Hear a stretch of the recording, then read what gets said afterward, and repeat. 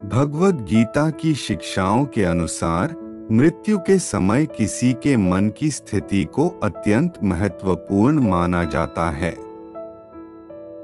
ऐसा किसी व्यक्ति के संचित कर्म मृत्यु के समय उसकी चेतना की स्थिति और इच्छाओं के साथ परस्पर क्रिया करते हैं। ये कारक अगले जन्म की स्थितियां एवं परिस्थितियां निर्धारित करते हैं।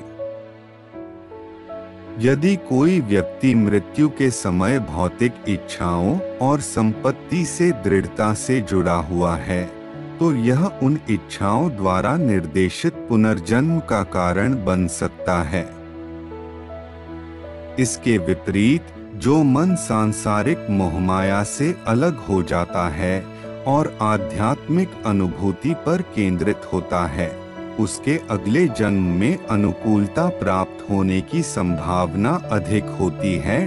भगवद गीता में मरने की प्रक्रिया का वर्णन भौतिक शरीर से इंद्रियों और मन की क्रमिक वापसी के रूप में किया गया है।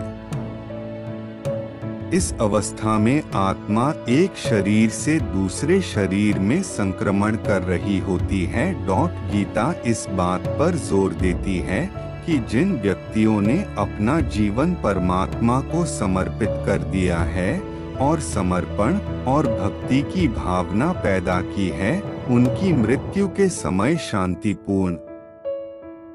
जो लोग जीवन भर ध्यान और आध्यात्मिक अभ्यास में लगे रहे हैं, वे मृत्यु के समय अपने मन को परमात्मा पर केंद्रित करने के लिए बेहतर तरीके से तैयार होते हैं।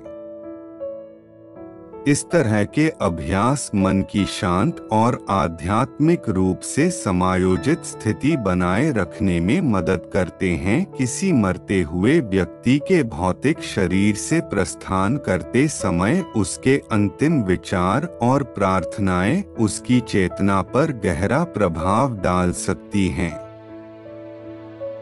ऐसा माना जाता है कि परमात्मा के विचार, प्रार्थनाएं या पवित्र मंत्रों का जाप आत्मा को सकारात्मक पुनर्जन्म की ओर ले जा सकता है।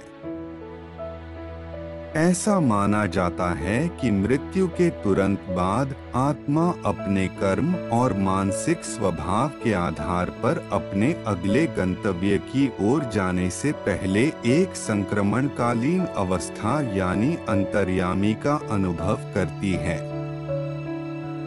संक्षेप में, मृत्यु के समय मन की स्थिति को महत्वपूर्ण माना जाता है। आत्मा की यात्रा और उसके बाद के जीवन के अनुभवों को निर्धारित करने में भौतिक इच्छाओं और आसक्तियों पर केंद्रित मन भौतिक दुनिया में पुनर्जन्म का कारण बन सकता है, जबकि आध्यात्मिक अनुभूति और परमात्मा के प्रति समर्पण से जुड़ा मन संसार के चक्र से मुक्ति की ओर ले जा सकता है। नतीजतन व्यक्तियों को मृत्यु के समय अनुकूल परिवर्तन सुनिश्चित करने के लिए अपने पूरे जीवन में आध्यात्मिक जागरूकता और वैराग्य विकसित करने के लिए प्रोत्साहित किया जाता है।